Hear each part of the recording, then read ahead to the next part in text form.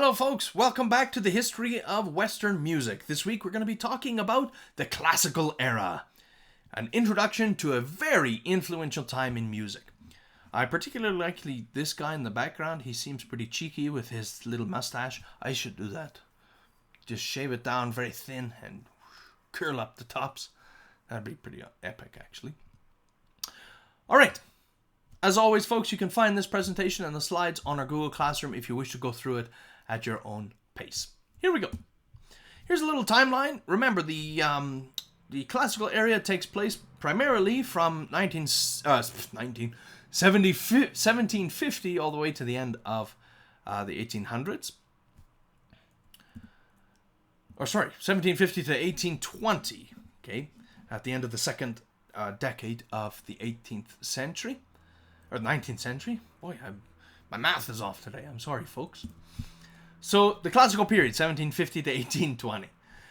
It was a period of Western music that followed the Baroque period, as we talked about the last 2 weeks.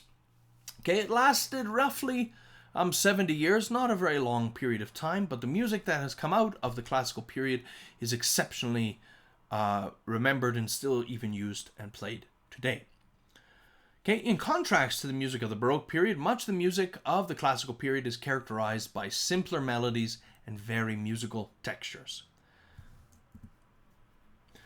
Now, there are differences between the Baroque period and the classical period, but despite the fact that the music of these two periods, are characterized by distinct styles, there are still many similarities that go along with it. Okay, in the mid-1700s, we get this new, more expressive instrument, which we call the piano. Okay, this replaced the harpsichord by the end of 1820. And there was a great deal of music that was written for solo piano during this period of time. We call these people piano virtuosos, those who are simply, maybe not simply, but who are really good at playing solo repertoire for the piano. Okay. Early classical period. So we have a wealth of new genres and forms and very expressive in this time period. We get innovative operas that are written. We get new Italian styles that spread across Europe. We get this new growing taste for the universally appealing music. It was very popular. People wanted to hear music all over the place, not just in courts. Opera, though, became the most pervasive in instrumental music. Okay. Most instrumentalists of this time period from 1750 to 1820 played in opera orchestras. Now, in terms of the history, we get a lot of realignment, things coming back together, and revolution throughout the countries of Europe. The balance of power among strong, centralized states in Europe still held true, especially in France and Germany and England and Spain. France had the biggest army. Louis XIV's lavish spending depleted the treasury, but he had the biggest army and the most lavish palaces. In Britain, they had the most powerful navy, and they dominated most of Europe after the 7 Years' War. We also get the Austro-Hungarian Empire. It was exceptionally influential in terms of Germany and the south, in terms of northern Italy. We get Prussia, which became a kingdom in 1701, and we get the three countries of Prussia, Russia, and Austria-Hungary, that divided Poland's territories. And so they were all expanding, really making their empires huge and strong and influential throughout Europe. We get revolutions, the American Revolution, as well as the French Revolution, which both of these things changed the musical styles of the time. Education became really big at this time.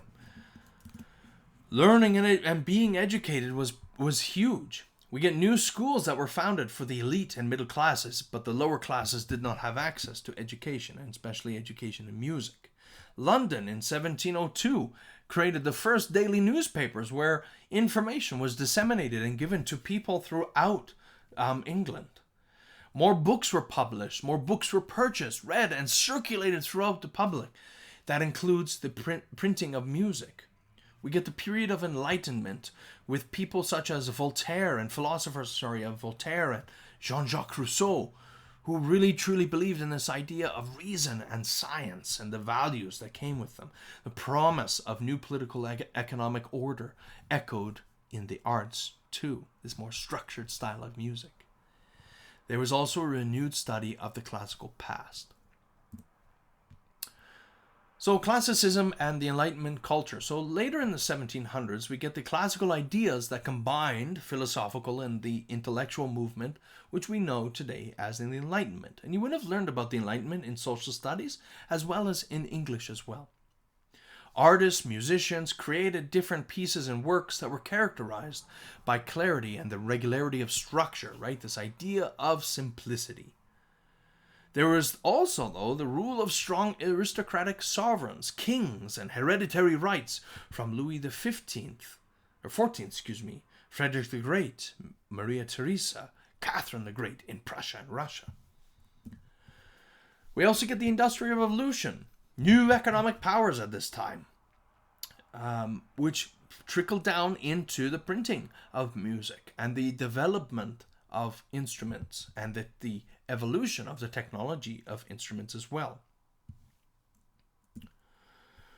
We also get the ancient Greeks and the Roman ideals were still truly heightened here and idealized. Architecture and fine arts were still being built in the style of ancient Greece and Rome.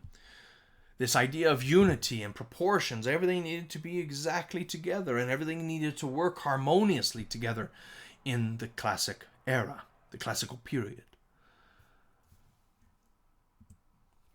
And we also get this idea of the patronage system, okay, where you have sponsorships of musicians from the aristocracy, especially in the arts, where the aristocracy wanted to showcase their lavish wealth and power through music, through artistic depictions, as well as through this idea of opera.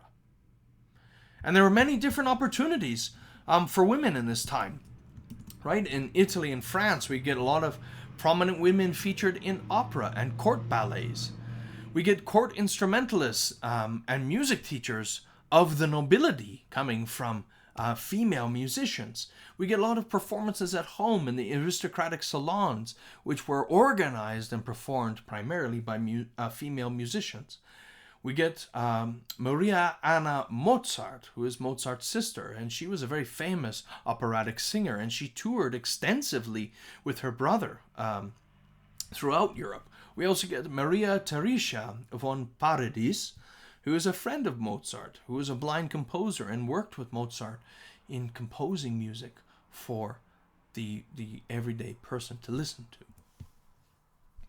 We have giant concerts in palaces, and the idea of the concert hall became really prominent. And as we'll see next week, when we look at Haydn, Mozart, and Beethoven, they conducted and performed their own works in palaces.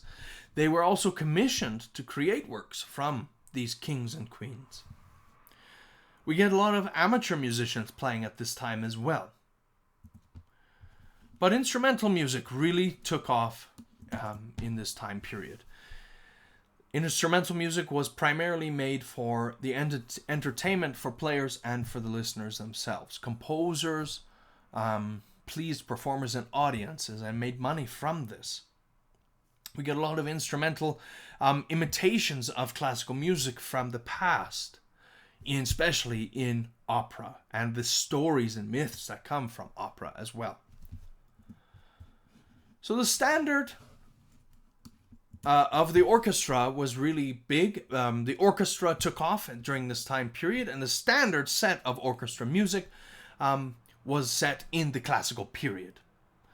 The idea of an orchestra as a musical ensemble was first established in the Baroque period, but it wasn't standardized. It wasn't something that was common until the classical period. The size of the orchestra also increased from the Baroque period into the classical period, and by the end of the classical period, the instruments of the orchestra became standardized and common. And if you had an orchestra, you had to have these instruments in it: 2 flutes, 2 oboes, 2 clarinets, 2 bassoons, 2 French horns, 2 trumpets, and a string section made of violas, violins, and cellos, as well as a percussion section that typically that consisted of a timpani. The thing to remember from this period is that music in the classical period was written to appeal to the emerging middle-class audience. In the Baroque period and the prior periods, it was all about the upper-class echelon and the kind of the wealthy aristocratic rulers of Europe at the time. But the music of this time really, truly was about making classical music available to the middle-class audience. And in doing so, opera became the main stage and the main form to get the middle class to engage in music, classical music of this time. Okay, opera was still very popular. Remember, it started in the Baroque period, but became really prevalent in the classical period, especially right around the year 1800. Fewer operas were being written about mythological characters as they were in the Baroque period, but more operas were being written about the lives of ordinary people, like Mozart's opera titled The Marriage of Figaro, and Figaro being a middle-class citizen who is marrying an upper-class wife. And this style, the subject of opera at this time, okay, remember, it's about the lives of the ordinary people, but the lives of the middle class. And that really appealed and drew in the middle class to come and listen to this music. So what was musical life like? Well, it was okay. It reflected the international culture of the time, depending on where you were, if you were in England, if you were in France, if you were in Italy. There was this idea and the importance of shared humanity and culture. We were all in this together, right? To appeal to the middle class that they are not below or above anyone, and that we are all humans together. Music was thought to be natural, and it emulated from the way we speak. Writers also distinguished themselves between learned and freer styles, right? The more classical structure based in musical theory to the more free style of music. From this map here, you can see the musical centers of Europe, and I would highly point out that we have Milan as a really big one, Rome as well, London up in England, Paris especially. Versailles is there, but I would say Paris is bigger. Barcelona, okay. In the Holy Roman Empire or the Austro-Hungarian Empire, I would say that Salzburg and Vienna are the really, really big ones. Prague and Leipzig as well were huge. Classical music and the classical style, as we said, right? There was this resurgence from the ancient Greece and ancient Roman styles. The classical form, which we get from Haydn, Mozart, and Beethoven. There's lots of analogies from Greek and Roman art in this design of the music as well as the design of sculpture and buildings of this time. Very, very stylistic, very free form, and this idea of the galant style in the 1730s became really, really big.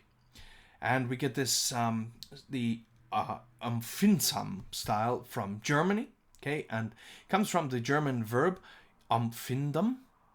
Empfinden simply means to feel. More emotion is set into the style of music as well as into the style of art and architecture of this time.